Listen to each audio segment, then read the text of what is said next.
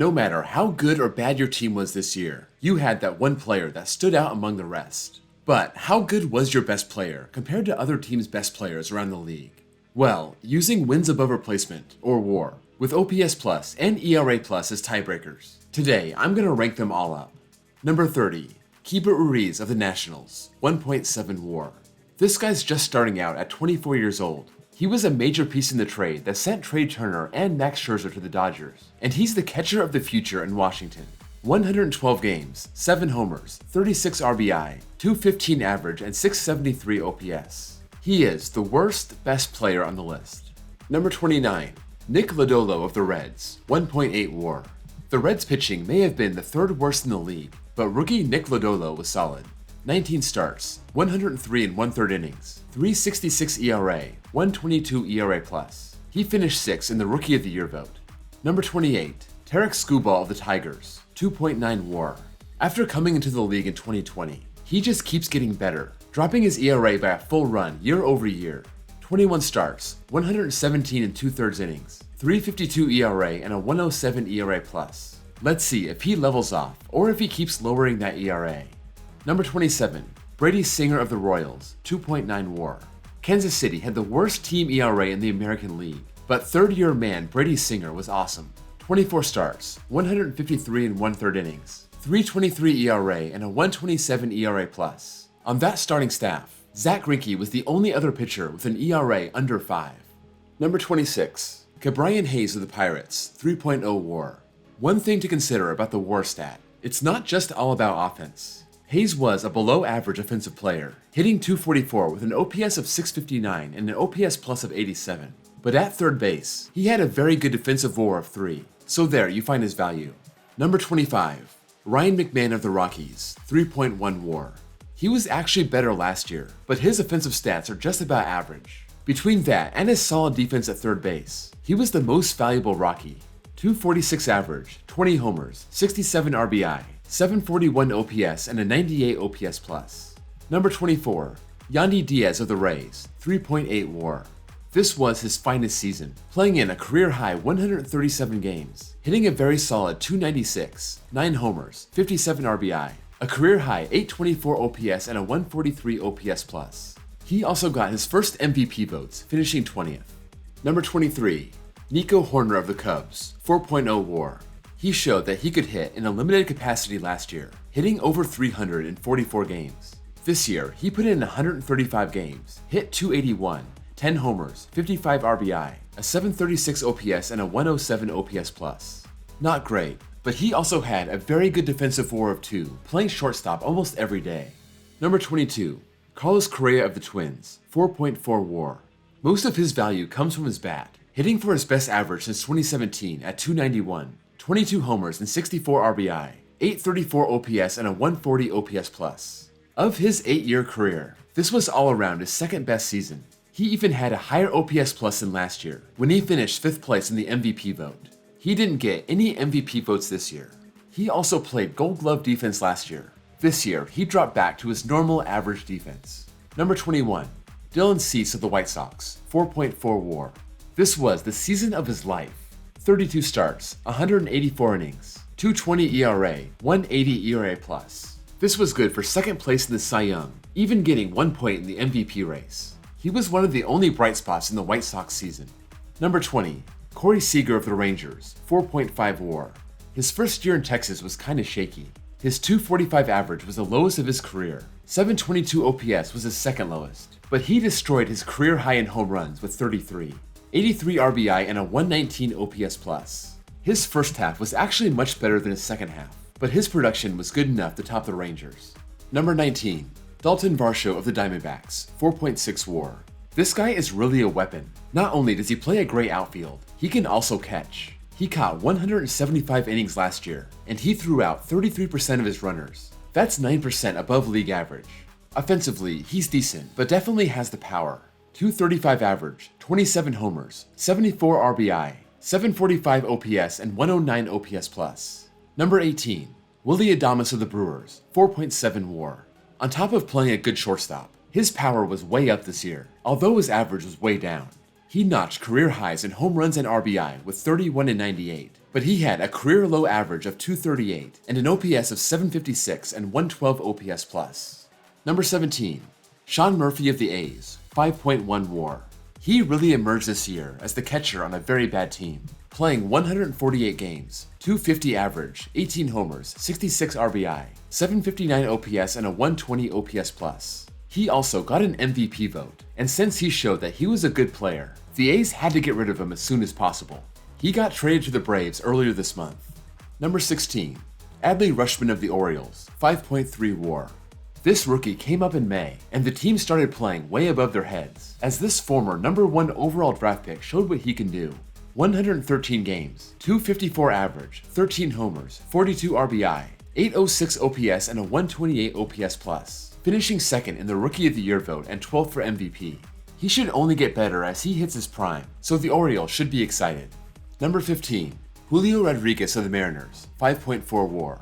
The only AL rookie that outclassed Adley Rutschman was this guy. Over his 132 games, he did just about everything that you can do. Rookie of the Year, All-Star, Silver Slugger, 7th place for MVP, hitting .284, 28 homers, 75 RBI, 853 OPS, 147 OPS plus. The guy was only 21 years old and he made it look easy. Number 14. Kevin Gausman of the Blue Jays, 5.7 WAR. When the Jays lost Robbie Ray, this was his replacement and he was worth it. Now, this is kind of a controversial pick. According to Fangraphs, he had the best WAR on the team, but Baseball Reference has him 7th on the team. And when you consider that Alek Manoah, who finished 3rd in the Cy Young vote, is on the team, it's surprising that Gausman had a much higher WAR, 5.7 to 4.1. Regardless, Gausman was great. 31 starts, 174 and 2/3 innings, 3.35 ERA, and a 1.16 ERA plus. He also had a league-best 238 FIP, or fielding independent pitching. He also had an unbelievable strikeout-to-walk ratio, 205 to 28. 7.32 strikeouts for every walk is also a league best. Number 13. Sandy Alcantara of the Marlins, 5.7 WAR. The runaway NL Cy Young winner had an amazing season. 32 starts, a league-high 228 and 2/3 innings. That included a league-high 6 complete games, a 2.28 ERA, and a 1.78 ERA plus. That workload at such a high level, it may not have been the best ERA in the league, but he earned that Cy Young award, also finishing 10th for the MVP. Number 12. Xander Bogaerts of the Red Sox, 6.1 WAR. Every year, this guy quietly puts up elite offensive numbers. This year, he played in 150 games, hit .307 with 15 homers, 73 RBI, an 833 OPS, and a 131 OPS plus. He was an All-Star, a Silver Slugger, 9th place in the MVP vote. He's had better seasons, but he was still outstanding. Number 7. Carlos Rodon of the Giants, 6.2 WAR. He made a good impression on his new team. 31 starts, 178 innings, 2.88 ERA, and a 1.40 ERA plus. He was better last year, but he made 7 fewer starts. Nobody in the National League had a better FIP at 2.25. He also had the best K/9 rate at 12, finishing with 237 strikeouts. He was an All-Star, 6th place for the Cy Young, and now he's a Yankee. Number 10. Jose Ramirez of the Guardians, 6.2 WAR. The leader of the Guardians had another solid season. Not his best, but nothing to complain about. 157 games, 280 average, a league-high 44 doubles, 29 homers, 126 RBI, 869 OPS, and a 148 OPS plus. He took home a Silver Slugger and finished 4th with the MVP. Number 9. Dansby Swanson of the Braves, 6.4 WAR. I don't think a lot of people would have guessed Swanson to have the highest WAR on the team, even if you had more than one guess. His defensive WAR of 2 helped a lot, earning him a Gold Glove, and his offense was pretty good. He played in all 162 games, hit .277, 25 homers, 96 RBI, stole 18 bags, had an OPS of 776 and an OPS plus of 115. He made his first All-Star team and finished 12th in the MVP. Number 8. JT Realmuto of the Phillies, 6.5 WAR.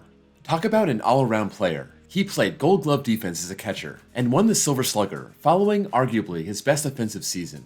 On top of his .276 average, 22 homers, 84 RBI, 820 OPS, and 129 OPS plus. He also stole 21 bases, a career high at age 31. It's no wonder he finished 7th in the MVP race. Number 7. Jose Altuve of the Astros, 6.6 WAR. After the cheating scandal, the shine kind of wore off Altuve. but his 2022 numbers are pretty close to what he put up between 2014 and 2019. His bat makes up for his negative defensive WAR, hitting 300, 28 homers, 57 RBI, 18 stolen bases, a 921 OPS and 160 OPS plus. That ties his career high, also getting a 160 OPS plus in his MVP season of 2017. This year, he was an All-Star, Silver Slugger, and 5th place in the MVP vote. Number 6. Francisco Lindor of the Mets, 6.8 WAR. He played in all but one of the Mets games, hitting 270, 26 homers, a career-high 107 RBI, 788 OPS, and a 125 OPS plus. He had some great years in Cleveland, but only in his 2018 season did he have a higher OPS plus. This was good for a 9th place MVP finish. Number 5. Freddie Freeman of the Dodgers, 7.1 WAR. After signing a big contract with the Dodgers, what a great way to introduce himself. 158 games, led the league in plate appearances at 708, also led the league in runs at 117, hits at 199, doubles at 47, on-base percentage at 407, also hitting 325 with 21 homers and 100 RBI, an OPS of 918 and 152 OPS plus. These are gaudy numbers and was good for 4th place in the MVP vote. Number 4. Nolan Arenado of the Cardinals, 7.3 WAR. He is a wizard with the glove at 3rd base, and that's why he has a WAR even higher than his MVP teammate, Paul Goldschmidt. His offense was also great as usual. 293 average, 30 homers, 103 RBI, 891 OPS, 154 OPS plus, earning his 10th straight Gold Glove, Silver Slugger, and 3rd place for MVP. Number 3. Manny Machado of the Padres, 7.4 WAR. Another wizard with a glove, but can't compete with Arenado playing 3rd base in the National League. Still, his 298 average, 32 homers, 102 RBI, 898 OPS, and 159 OPS plus. That was still good enough to edge Arenado in WAR and edge him out in the MVP race, finishing 2nd. Number 2. Shohei Ohtani of the Angels, 9.5 WAR. Most teams would need to sign 2 high-priced players to get elite offensive numbers and elite pitching numbers. The Angels get all of this from one guy. 273 average, 34 homers, 95 RBI, 875 OPS, and 145 OPS plus. His offense was great, but a bit down from last year. But then you have his pitching. He was very good last year, but he was downright dominant this year. 28 starts, 166 innings, 2.33 ERA, 1.72 ERA plus, leading the league with 11.9 strikeouts per 9. This was good for 4th place in the Cy Young vote and 2nd place for the MVP. Number 1. Aaron Judge of the Yankees, 11.5 WAR. Think about the separation on this list. Judge is 2 wins above Ohtani and 4 wins ahead of Machado. It would take a historic season to beat Ohtani for the MVP, and that's what Judge gave us. 157 games, 311 average, and then led the league in just about everything else. 62 homers, 131 RBI, 1,111 OPS, 211 OPS plus, 133 runs, 111 walks, 391 total bases. Those numbers are off the wall, and he just missed winning the Triple Crown. That's a season for the ages, and he just signed a long-term contract to stay in New York, earning an average of $40 million a year. That's all for this video. Let me know if you have any thoughts on these players, and keep in mind I rank them using Fangraphs WAR, so take that as you will. Before you go, don't forget to drop a like, and if you're new here and love baseball, please give me a sub.